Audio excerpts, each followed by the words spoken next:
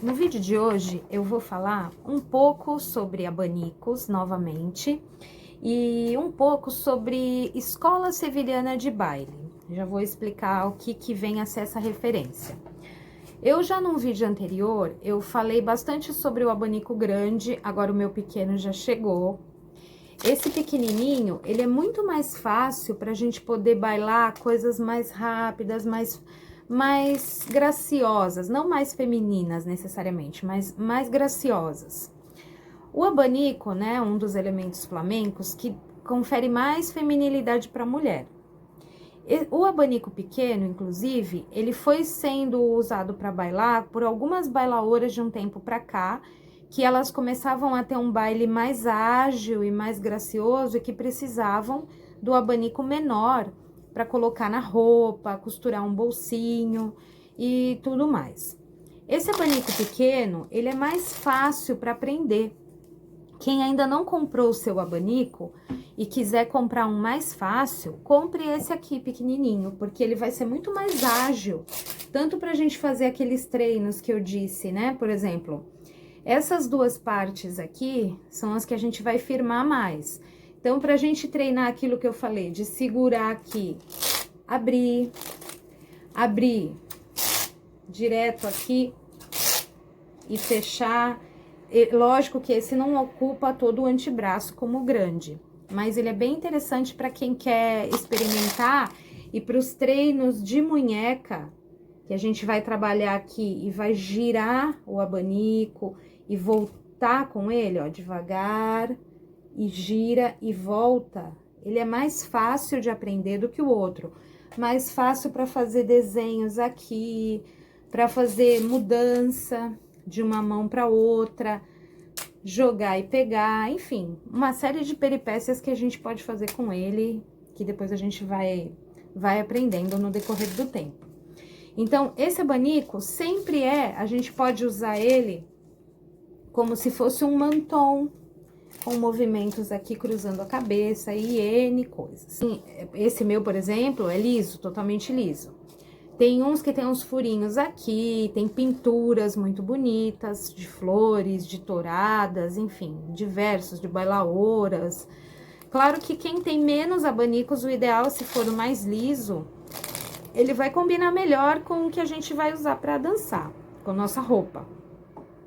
O abanico, quando nós vamos bailar, por exemplo, palos que se bailam com o abanico, costumeiramente. Guarrira, que nem todas vocês ainda conhecem, mas assim, a guarrira é um palo muito feminino, assim como colombianas, também muito característico de usar. Tanto guarrira como colombianas são conhecidos palos de ida e volta, ou seja, os espanhóis foram para outros lugares, pegaram costumes e inspirações de fora, trouxeram para a Espanha aqueles ares e aí começaram a introduzir nos bailes. Isso depois, quando eu for falar de palos, num outro vídeo, eu explico melhor. Então, bailes característicos de abanico. Principal, guarrira, colombiana e sevilhana. Sevilhana a gente pode usar toda a gama de elementos. Inclusive, para bailar sevilhana, o abaniquinho pequeno, com a movimentação de passeio e tudo mais, a gente pode usar tranquilamente. E os códigos do abanico. Lá desde o século... Isso começou lá no fim do século XVIII, pelo que eu pesquisei. As mulheres, claro, não tinham liberdade, né? Imagina nessa época. Então, quando elas saíam para algum acontecimento social, elas estavam com a mãe, com o pai, com uma tia, com alguém. Então, elas não tinham liberdade para conversar, para flertar, para paquerar, né? Era bem complicado. E foi se criando um código, como se fosse um WhatsApp, um SMS na época, com os abanicos. Então, por exemplo, existem várias coisas. Se a gente for pesquisar, inclusive, eu vou falar alguns aqui, mas eu mesma já vi, já ouvi coisas até que não são necessariamente esses códigos. Eu posso falar um que na internet vocês achem outro. E é assim mesmo, a gente não vai conseguir, né? Muito disso é uma cultura oral que veio trazendo, contada de uma pessoa para outra e sempre pode ter mudança. Então, por exemplo, os principais. Se a gente se abanar bem devagar, eu tô numa festa, eu não tenho liberdade para falar com alguém. e eu sou comprometida, por exemplo. Ou eu sou comprometida ou eu estou indiferente, não quero saber de ninguém, não quero conversar com ninguém. Eu começo a me abanar bem devagar, bem devagar. Isso significa ou eu sou casada ou eu não quero conversa com ninguém. Se eu, ao contrário, tô sempre aqui, ó, jovial, alegre, toda serelepe, abanando esse abanico bem rapidinho, significa que estou solteira, estou disponível. Então, tem vários códigos desses. Tem umas escolas de costumes antigos aí que eu vi uma vez, elas fazem tipo um curso, as meninas e os rapazes, para entender as linguagens do abanico. Por exemplo, a gente está num salão de baile com abanico e eu derrubar o abanico no chão perto de um rapaz tem um significado. Ou seja, é uma coisa muito imponente que eu quero comunicar alguma coisa para ele.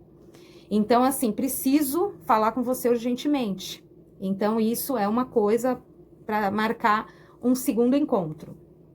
Como também, por exemplo, estar com o abanico aqui, eu tô com as minhas amigas conversando e começo a passar aqui a mão aqui por essa parte do abanico, fico vareta por vareta e olho para a pessoa, significa que eu também tenho coisas a conversar com ela. Preciso, é difícil, mas preciso falar com você. Isso seria uma. Já ouvi falar também que, assim, tocar o abanico, aqui no caso para você, acho que vai inverter para vocês. Tocar o abanico assim, fechado do lado direito, na bochecha, sim, é uma resposta positiva. De repente teve já alguma conversa, alguma coisa que você precisa demonstrar. Se for do esquerdo, não é a resposta não.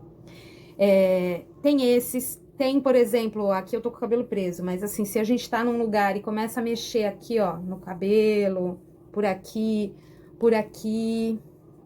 significa que você tem afeição pela pessoa, né? Que tipo, quero você, gosto muito de você.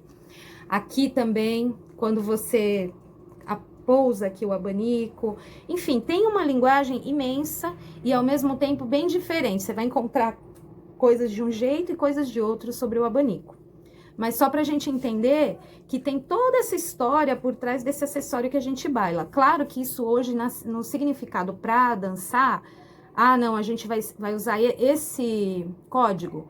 Obviamente que não. Talvez a gente até queira dizer outras coisas com o abanico, mas o mais importante é a gente saber a raiz, a história que tem por trás de um elemento tão simples como esse, né? Que a gente pode ter todas essas informações sobre baile, sobre como era o cortejo na época, como eram as coisas, cobrir o rosto aqui, só aqui, por exemplo, né? Demonstrava mais vergonha ou não, interesse ou não. Ou então, você fechar o abanico com força na direção de quando estava conversando, era sinal ruim. Tipo, não dá, não quero saber. Então, assim, essas linguagens é só uma pincelada para vocês, como, por exemplo, a gente usa no baile isso aqui também, a gente apoiar aqui, ó, na bochecha e com o outro dedo abrir. São todas coisas muito delicadas e muito graciosas que, se a gente for pensar e analisar, isso vem lá de trás desses códigos.